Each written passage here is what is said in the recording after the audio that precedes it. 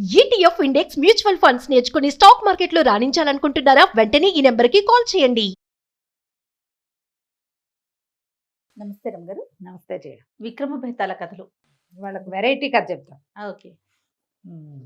పట్టువదలని విక్రమార్కుడు మళ్ళీ శ్మశానం లోపలికి నడిచాడు. శవాన్ని భుజం మీద వేసుకున్నాడు, నడుస్తున్నాడు.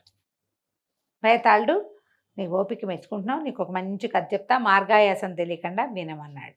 వింటున్నాడు. వింటుంటే ఏమైందట, పూర్వం ఒక నగరంలో హిరణ్యగుప్తుడని ఒక వ్యాపారస్తుడు ఉండేవాడు. చాలా పెద్ద బిజినెస్. కానీ ఇతను మంచి జాలి. అతనికి అందరికీ అప్పులు పెట్టేవాడు. అప్పులు వెనక్కి తీసుకునేవాడు కాదు. ఎవరైనా డబ్బులు ఇస్తే అవి సరిగ్గా చూసుకునేవాడు కాదు. ఆ ఊళ్ళో అలకాపురి, ఆ నగరంలో ఎన్ని పూటా నాణ్యాలు ఉంటాయి పడని అంటే చెల్లని కాసులన్నీ ఈయన గల్లాపెట్టలోనే ఉండేవి.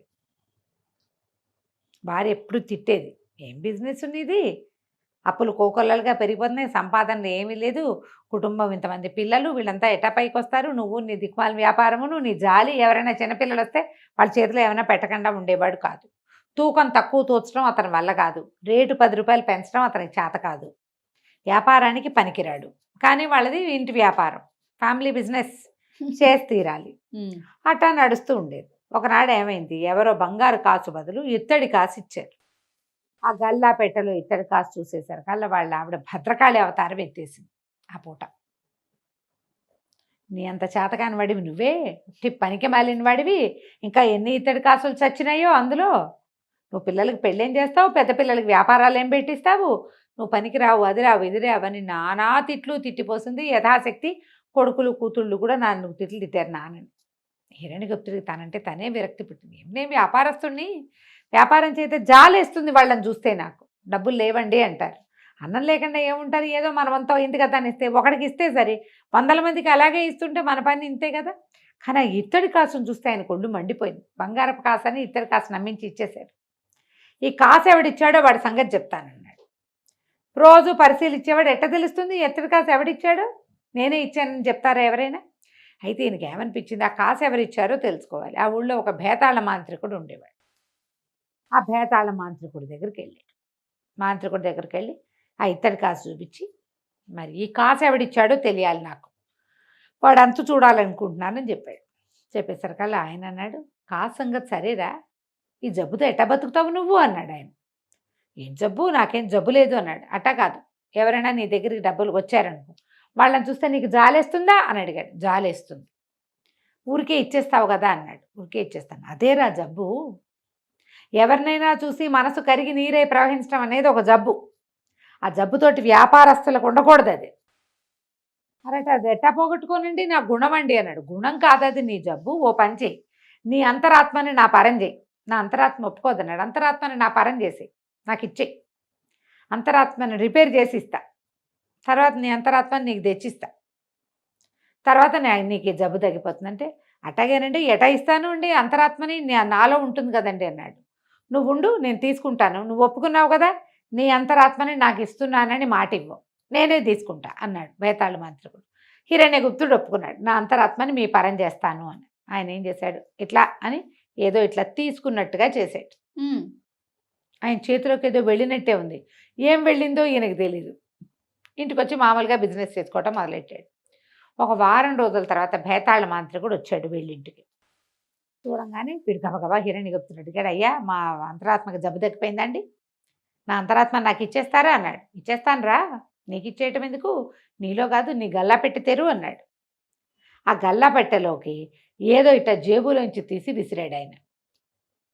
టంగమని మోగింది, శ్రావ్యంగా ఉంది శబ్దం. దాన్ని అక్కడే ఉంచు, నీ అంతరాత్మ నీలో ఉండకూడదు, గల్లా పెట్టెలో ఉండాలి, అక్కడ ఉన్నాయి అన్నాడు. సరే, ఆయనకి వెళ్ళిపోయాక ఈయన మెల్లిగా డ్రావర్ ఓపెన్ చేసి చూస్తే అది ఎంత ఉంది, చిన్నగా బొటన్ వేలు అంతుంది. అలా ఇంత బంగారపు రంగులో ఉండి ఆ గల్లాపెట్టెలో ఉన్న నాణ్యాల మీద నాట్యం చేస్తూ కనపడుతోంది తన అంతరాత్మ. బంగారపు రంగు ఎంత బాగుందో, ఆశ్చర్యపోయాడు. తండంగా ఉంటుందా నా అంతరాత్మ అన్నాడు. గల్లాపెట్టె తోసేసాడు లోపలికి. ఇక ఆ రోజు నుంచి ఆయన వ్యాపారం మామూలుగా లేదు. చచ్చిన పిల్లికి బిచ్చం పెట్టేవాడు కాదు. వ్యాపారం బాగుంది, బ్రహ్మాండంగా పిల్లికి బిచ్చం పెట్టేవాడు కాదు, ఎవ్వరికి అరువివల. 3 పువ్వులు 36 కాయలు. ప్రతిదీ చూసుకోవటం. ₹1 తక్కువ వస్తే రూపాయి ఇస్తే కానీ సరుకు కదలదు. అంతకుముందు ఏం చేసేవాడు, ₹10కి ₹9 ఇచ్చినా ఒప్పుకునేవాడు. ఇప్పుడు ఒప్పుకోవట్లేదు. ఆహా, ఒప్పుకోకుండా క్రమంగా రోజులు గడిచే కొందుకు ఏమైంది, ఈయన అంతరాత్మ పెరిగిపోయింది. ఆ గల్లాపెట్లో పట్టటలా. అక్కడి నుంచి ఏం చేశాడు, పక్కన సరుకుల కొట్టు ఉంటుంది కదా, ఒక కొట్టులో ఈ అంతరాత్మని తీసుకెళ్ళి పెట్టాడు. అది ఇంచుమించుగా కొట్టంత ప్రమాణము పెరిగింది. అక్కడే ఎగురుతూ ఉండేది. ఈయనకి ఎంత సంపాదన వచ్చిందో, తోటలు, దొడ్లు, మేడలు, ఇళ్ళు, వాకిళ్ళు ఎన్ని కొన్నాడో. వస్తూనే ఉంది. వస్తూనే ఉంది. భార్య, పిల్లలు చాలా సంతోషంగా ఉండేవాళ్ళు. ఇంత సంతోషించారు. మరి ఇంత బిజినెస్ పెరిగి డబ్బు వస్తే ఫ్యామిలీ సంతోషిస్తుంది కాదు అంతే కదా. ఈయన మహాకటికవాడని పేరు తెచ్చుకున్నాడు. అయితే ఈయన ఏం చేశాడు, ఒకనాడు ఈయనకి 80 ఏళ్ళు వచ్చాక ఒకసారి అంతరాత్మ ఎట్టా ఉందో చూద్దామని తలుపు తీశాడు. తీస్తే అంతరాత్మ బంగారపు రంగులో నాట్యం చేస్తూ కనపడేది. పరమ వికృతమైన స్వరూపంలో దర్శనమిచ్చింది. ఆయన అంతరాత్మ అంత వికారంగా ఉంటుందని ఆయన అనుకోలే. పాపం ఏం చేశాడు, ఏడుస్తూ బయటకు వచ్చాడు. ఇక జబ్బును పడిపోయాడు. 80 ఏళ్ళు వచ్చేసినాయి. జబ్బును పడి ఏడుస్తూ ఉండేవాడు. ఏడ్చి ఏడ్చి ఓ రోజు మరణించాడు. ఇటు కేకలు పెట్టాడు, నా అంతరాత్మని వేతాళ మాంత్రికుడు నన్ను మోసం చేశాడు, నా అంతరాత్మ నన్ను మోసం చేసింది, నా కోసం నరక ద్వారాలు తెరుచుకునే, అదిగో అదిగో యమభట్లు వస్తున్నారు, నా నా నా అంతరాత్మ ఇంత వికారంగా అయిపోవడానికి ఆ బేతాళ మాంత్రికుడే కారణము, నాకు స్వర్గం లేదు, నా బతుకు నాకు నరకమేనని ఏడుస్తూ చనిపోయాడు. ఈ కథ చెప్పాడు బేతాళుడు విక్రమార్కుడు. ఇప్పుడు అడిగాడు, విక్రమార్క, ఎందుకు ఇంత దుఃఖపడ్డాడు హిరణ్యగుప్తుడు? అతని అంతరాత్మ అలా ఎందుకు అయిపోయింది? బేతాళ మాంత్రికుడు నిజంగా మోసం చేశాడా? అయితే విక్రమార్కుడు అన్నాడు, బేతాళ మాంత్రికుడు ఏం చేయలే, అతను చెప్పిందే చేశాడు. ఇతరులను చూసి జాలి పడిపోయే గుణం ఉన్న హిరణ్యగుప్తుడి అంతరాత్మకి జాలి పడకూడదని నేర్పించి పంపించాడు అంతే. చెప్పింది చేశాడు. అందులో మోసం చేయటానికి ఏముంది? అంతేగా. అతనేం మోసం చేయలే. ఇక్కడ తప్పేదైనా ఉంటే హిరణ్యగుప్తుడి తప్పు. తన అంతరాత్మని బేతాళ మాంత్రికుడు పరం చేయవలసిందే కాదు. ఎవడి అంతరాత్మని వాడు బాగు చేసుకోవాలి. నీ బుద్ధిని ఇతరుల పరం చేస్తే ఇతరుల రకంగా అవుతావు నువ్వు. అంతే అంతే కదా.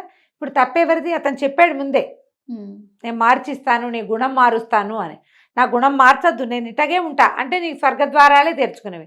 నరక ద్వారాలు తెరుచుకోవడానికి బేతాళ మాంత్రికుడు ఎంత మాత్రమూ కారణం కాదు. తన దగ్గరకు వచ్చిన వాడికి వాడు జబ్బు తగ్గించాడు అంతే. తప్పంతా హిరణ్యగుప్తుడిది. అతని తాలూకు అంతరాత్మ మెత్తగా ఉండటము అతనిదే తప్పు. అది కరుకు బారిపోవటానికి, ఇతరుల పరమయ్యి మళ్ళీ మారిపోవటానికి కారణము ఇదే. అంతేగాని ఎవరిది తప్పు లేదు. వ్యక్తులు ఎప్పుడు కూడా తమ అంతఃశుద్ధిని తమే చేసుకోవాలి. వాడు అన్నం వాడు తింటే వాడికి ఆకలి తీరినట్టు ఇతరులు తింటే ఆకలి తీరుతుందా? ఎలా తీరుతుంది? అలాగే అంతఃశుద్ధి కూడా ఎవరిది వాడిదే. నేను ఇంత జాలి పన్ను ఇంతే పడతాను అని ఏదో లెక్క పెట్టుకుని జీవితం గడపవలసింది, కానీ ఎవడో వచ్చి రిపేర్ చేస్తాడని వాడికి ఇవ్వకూడదు. అప్పుడు వాళ్ళ రకంగా అవుతావు నువ్వు, క్రూరంగానో ఇంకోటిగాను అన్నాడు. అనగానే బేతాళుడు పక్కపక్క నవ్వాడు. ఎంత బాగా చెప్పావు, మంచి మాట, కానీ నువ్వు మౌనభంగం చేసావు కాబట్టి నేను పోతున్నాను వచ్చని బేతాళుడు లేచక్కా వెళ్ళిపోయాడు. రాజుగారు మళ్ళీ వెనక్కి తిరిగి నడుచుకుంటూ లోపలికి వెళ్ళాడు. కథ కంచికి మనం ఇంటికి. నమస్తే. నమస్తే.